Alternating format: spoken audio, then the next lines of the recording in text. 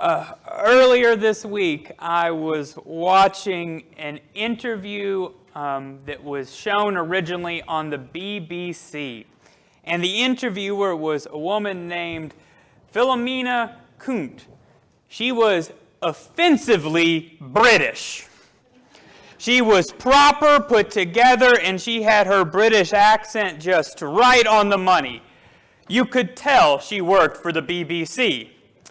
And she was interviewing a professor, a seminary professor in England, who was also offensively British. I kind of understood what was happening there, but then she asked her first question. She asked, I have a friend, Paul, who was driving his snowmobile down the street, and he slid on some ice, and he knew he was going to wreck.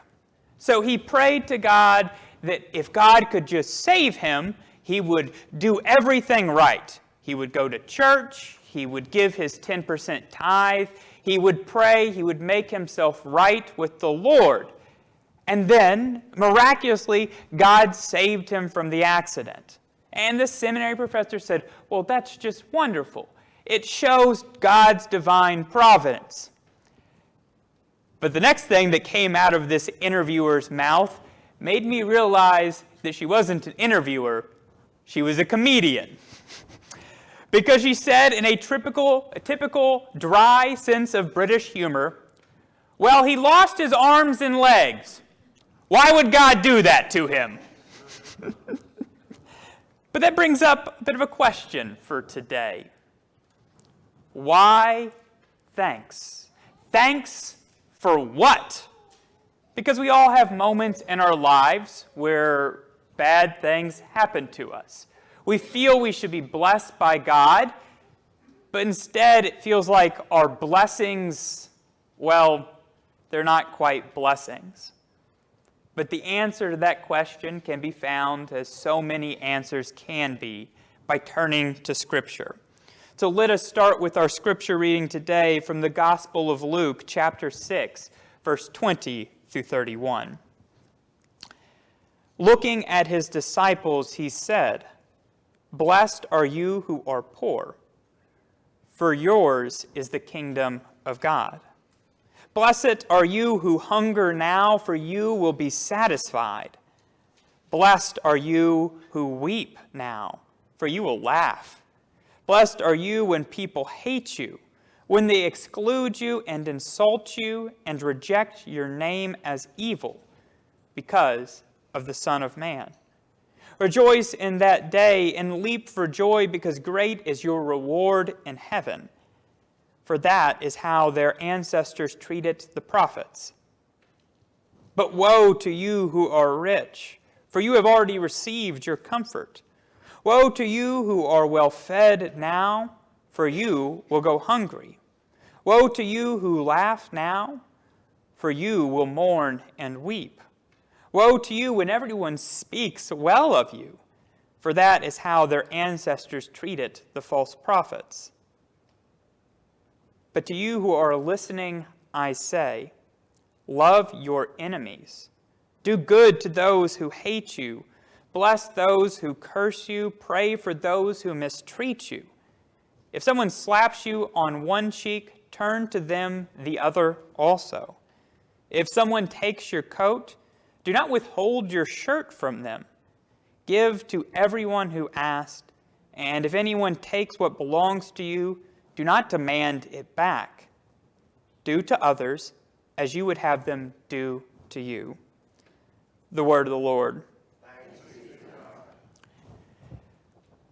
On All Saints' Day, as we light these candles, I remember a few of the last moments I had with many of these people. And for the most part, it was in nursing homes or around hospital beds.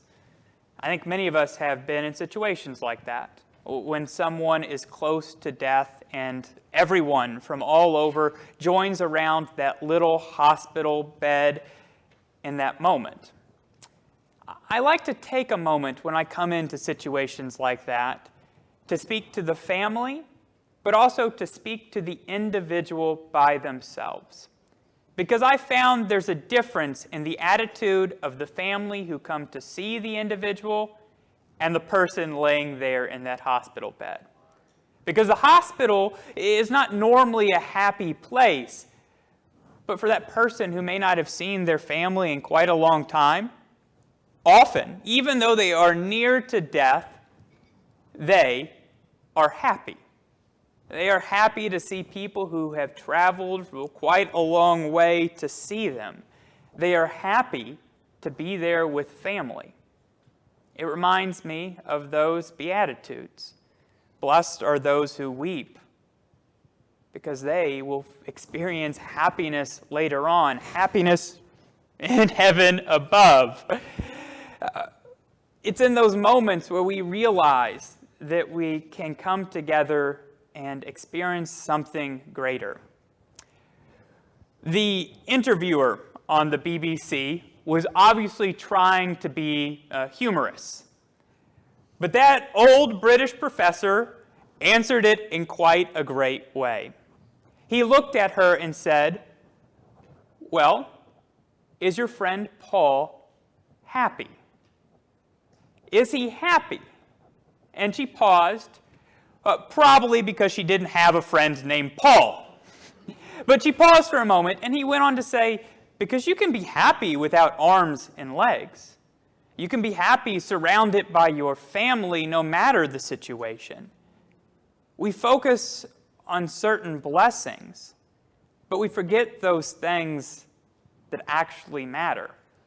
And sometimes we can end up with our whole life being turned upside down from the way it should be." Now, the story I'm about to tell you is not my story. I wish it was, because it's a good story, but it's not. It's a friend of mine who's a hospice chaplain. He came to the bedside of a 97-year-old woman named Susan. Susan had a list of health conditions so long that she didn't remember them all. She was going to die. Her family lived all around the United States, and all of her children had come in to see her except for one daughter who couldn't get a plane ticket. So now she was driving in.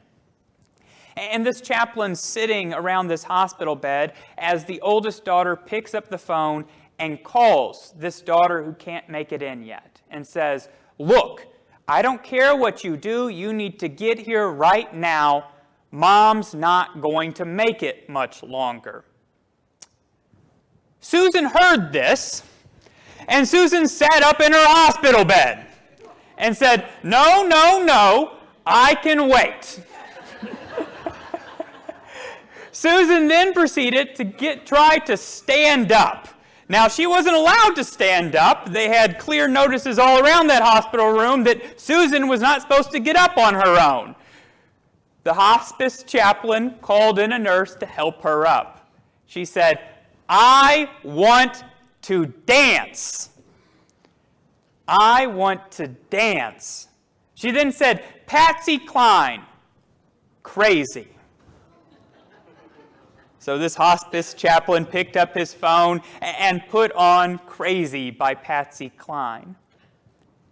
"I'm crazy for loving you. I'm crazy for thinking my love could hold you."